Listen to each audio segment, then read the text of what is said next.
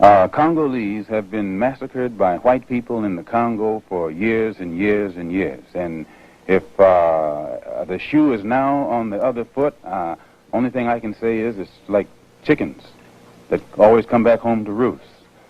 Do you personally feel, though, that there's some shame or involvement here or some guilt associated with the killing of other human beings? I think that the white people should be ashamed of the deplorable situation that has been existing in the Congo, which is not the fault of the Congolese, but which is the result of instigation by European powers who are fighting each other over the mineral wealth of the Congo. And now to make it appear that the Congolese themselves are criminals or brutes because they're reacting to these injustices that they've been victimized by is again ducking the question. Shambi is the murderer of Lumumba, who was the rightful prime minister of the Congo.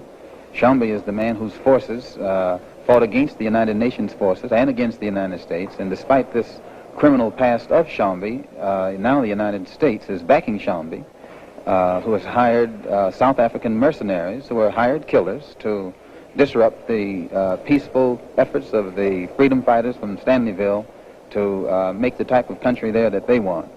And it is this American support of Shambi, actually, that's at the root of the whole problem.